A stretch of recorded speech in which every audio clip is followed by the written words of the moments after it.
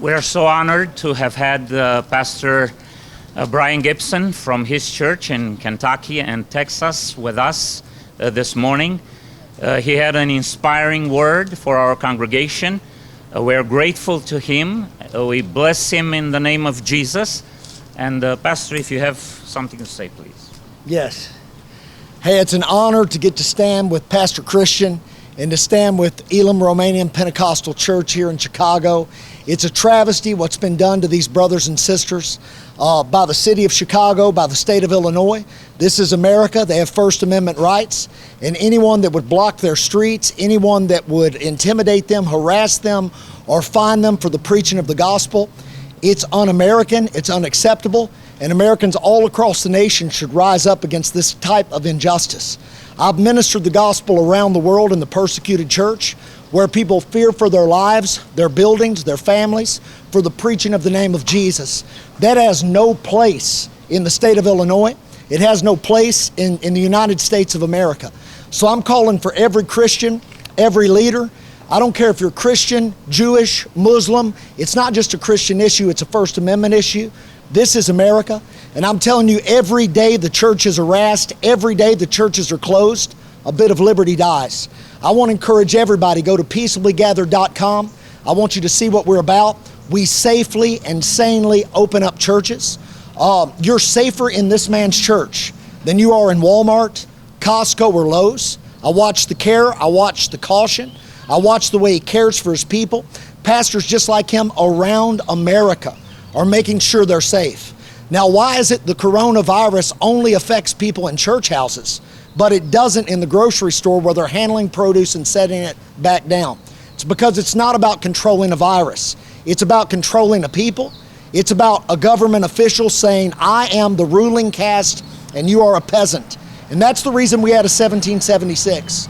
So I want to tell you, America is great because America's been good. As long as America blesses God, God will bless America. I want to ask every Christian to pray and fast for these injustices to be over. It's an honor to be in Chicago. The things I've said right now, that's on me, not on this pastor. That's Pastor Brian Gibson speaking. Hey, I love you, and I'm praying for this city. God bless you. If you have any questions, please. So there's no parking restrictions this week? Not this Sunday. Not this Sunday. It was last week. We had those posters on the trees. You still can see one of them there, restricting parking to the neighbors. It was done on purpose. It was done maliciously, so they would turn the community against this church. It was inciting hate, and it was dangerous. But we don't use the streets for parking. We have our parking lot here, which is private and which is under contract with us for 18 years. They got wind of it, and in the evening, they blocked the entrance. They had the police block the entrance to a private property and wouldn't let our people in the rain, coming in the rain, parking there. And that was unacceptable, and our people are resourceful. They know how to go around that. We had our church filled to capacity at 15% capacity as usual, but our people still came. So today, even though yesterday we got a very threatening letter talking to us about summary abatement, which under the Supreme Court of the state of Illinois, it means they could come and demolish this church on the extreme without due process. Look it up on the internet. Summary abatement means that the government can order the destruction of this building without the courts involved, without due process, in the extreme of it. Now, I assume they might not mean that, but as citizen, I have to assume that I'm under that duress and under that stress every single day next week. So what are you going to do? Are you going to do anything? We're going to keep worshiping the Lord here, and of course, we are not going to oppose force with force, but we have a plan. I've let the officials know what our plan is. There is not going to be a stand down from our part. It's only the city that escalates. And I'm wondering when they threaten us with such extreme measures, what else is left? What else are they going to resort to? We've given a model in this church on how a church should be reopened. And instead of embracing our model, instead of taking notes and saying these people love their people, they are pretending they care for our people more than we do. I resent that. That's not true. Last Sunday in the rain, pouring rain, you knew, and you saw it. They had neighbors, our neighbors here, go far and wide to find a parking space in the weekend in Chicago, and then walk back to their homes in the rain, in the cold. Is that caring for lives? No. The mayor said that the President of the United States is pandering to his base. And I want to ask the mayor, are you punishing his base? Because if the president's motivation is political, I would assume that the mayor's reaction must be political as well. So if he is pandering to us, is she punishing us? Pastor, in the letter from Dr. Arwadi, she referenced a report that was issued by the CDC about a case in Arkansas wherein 2 symptomatic people went to a couple church events over a few days. Dozens of people were infected. Some died. That included frontline workers who treated them. Are you concerned that a similar situation could happen here where you're welcoming, I think there was around 100 people in the church altogether today? We are always concerned about people's lives, but we have to understand that when we have to function, we assume risks. The governor did, and he had people infected in his office. In the White House, we had infected people. If you're going to function, you're going to assume risks.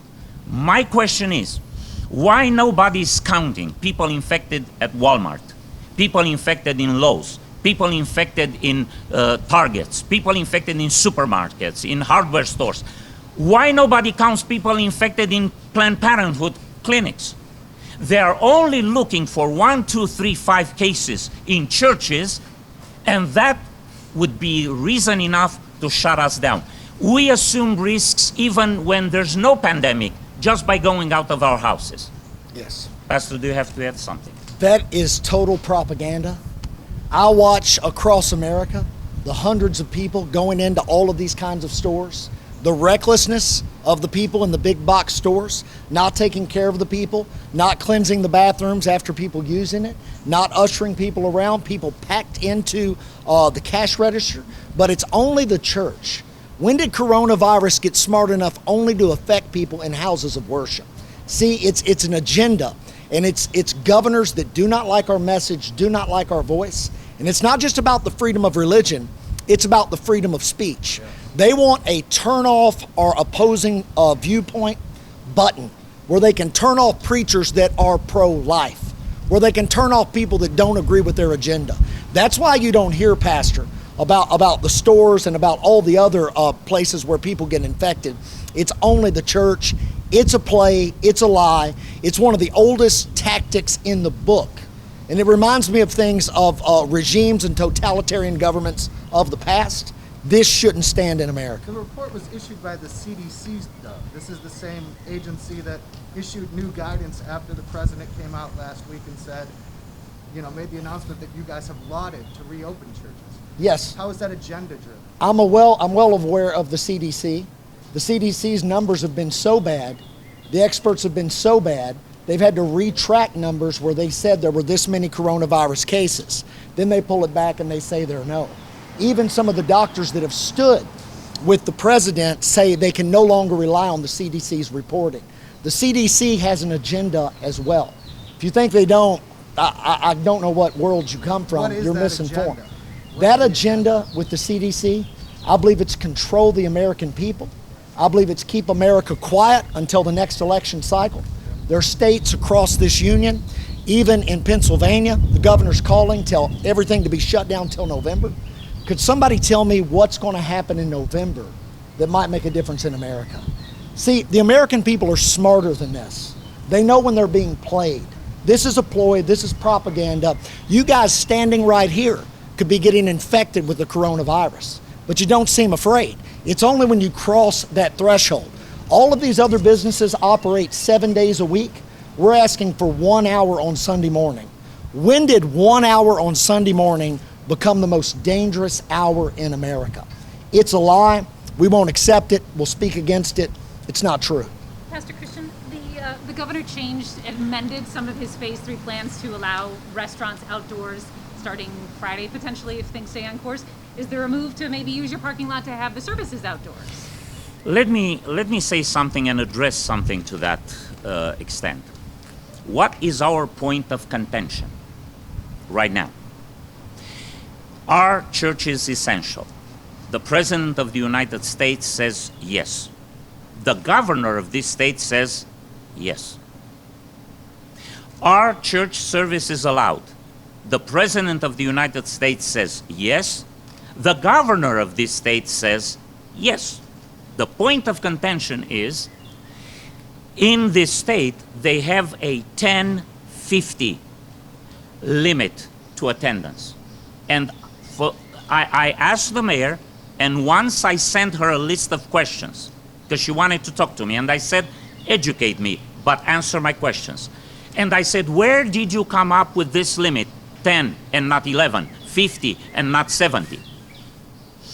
I would accept from the CDC the 6 feet social distances, the mask, the guidelines. I would accept that. I already implemented that and then some. Our guidelines for the services in this church are stricter than the CDC's. You have to understand that. We've called a professional company to disinfect everything here. We are very, very cautious. You saw how people come in, you saw how people get out.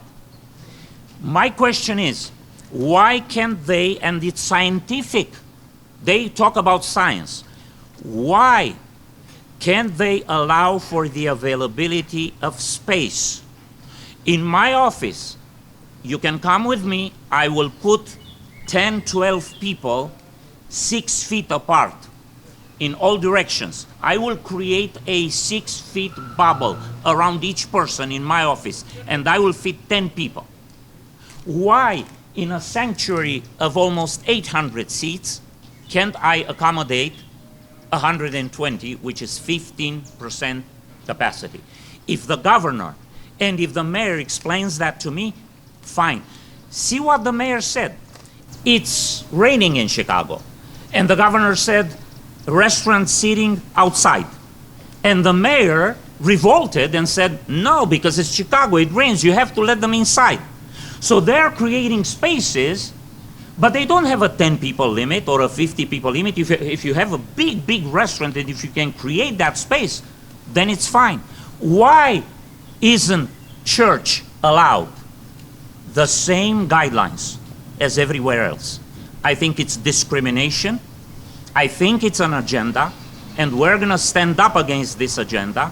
And I praise the Lord and I thank God for people like Pastor Gibson, who is standing up not only for his church, not only for his states, but for people throughout America, and raising people to the knowledge that they've been fooled and they've been cheated of their right to assemble and to peaceably gather and have services.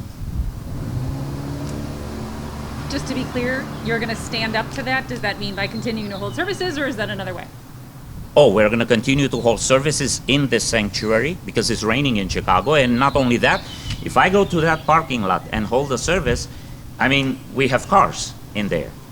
If I use a megaphone or a speaker system, they're going to go the other way and say to the neighbors, oh, you know that they couldn't find a place in the citation for churches that have services. So they accused us of disorderly conduct. I mean, conduct might be, we conducted ourselves in a certain way, but disorderly?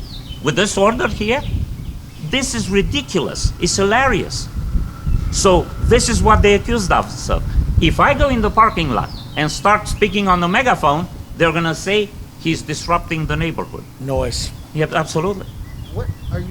What punitive actions are you expecting this week in the wake of Dr. Arwadi's new letter and kind of her saying that they're going to ramp things When up? somebody threatens you, you have to take them at their word, and you have to take those words at the maximum they mean, of their meaning. Per the words they used in that letter, the maximum that they can escalate to is demolishing the church without court order, without due process. They've said that much. So I consider that an extreme threat. I'm not afraid of it. We're going to be peaceful, but we Amen. won't stand down one bit. Did you reach out yesterday to the mayor's office or the Department of Public Health once you received that letter? No, we've been scheduled to have a meeting, a conference call, right after I send the letter with the 9 questions. And I said my attorney Harry Mehet from Liberty Counsel, has to be on that call. In 1 hour or so, she canceled the meeting. I'm still awaiting to talk to the mayor personally. But the problem with talking to them is they come with talking points. And my questions would draw them out of their talking points. Their talking points are 3. You're going to hear them over and over again. And what is it? Saving lives, science, and it's the law. Now, that is the law of the land. That is the law of the land. Saving lives, I've said, I resent the fact they say they care more about our people than ourselves. We shut down the doors of this church before the governor issued his stay-at-home order. On the 15th of March, it was probably the 24th or something, or even later, then he issued the order. We were more responsible with the health of our people than the governor was. But now, when he came up with his plan, if he said, let's talk with the religious leaders, see when it's safe to open, I would have been happy to cooperate in my small part. But he presented a plan with absolutely no dates, but with contingencies that would have pushed the reopening of the church a year later. And I don't know what business in this world can survive not operating for 1 year. I know churches were condemned to death. It was a sentence to death for churches in this state. The action and the overreach of the mayor and the statement that was made, it's language that is so draconian. Where you look it up, I was sitting with an attorney last night, I talked to multiples. I didn't know what it meant because it's used so little. And they explain just what the pastor says. In its most ultimate form, they can tear this building down, render this property useless. That kind of language is unacceptable in America. And I believe the Department of Justice, I believe the Attorney General of the United States of America should step in here. I believe that we need Attorney General Barr's voice on this issue. Because these are the kind of things that are un-American, they're unacceptable. We're talking about a Romanian church, people that come from a totalitarian background that have been trampled on and came to Lady Liberty for freedom. What do they find when they get here? They find thuggery, they find threats, they find someone shaking their fist at them. It's unacceptable. And so I appeal, I pray, my prayers that the DOJ would step in and assist this man. He's a good man. I've watched him. He cares for his people. You're safer in there than you are anywhere else in Chicago. And the churches that I've opened up, I opened up a couple hundred this last weekend. Our precautions are better than any bar, any restaurant, any big box store you're going to go in. I'm telling you, pastors love their sheep. And maybe these politicians don't understand them. I'd like to give them the benefit of the doubt, but I believe there is something much more nefarious behind this because they do not like our speech. So my question is who is not essential next? Is it the press? Is it the assembly? Who's essential and who gets to say who's essential and who isn't?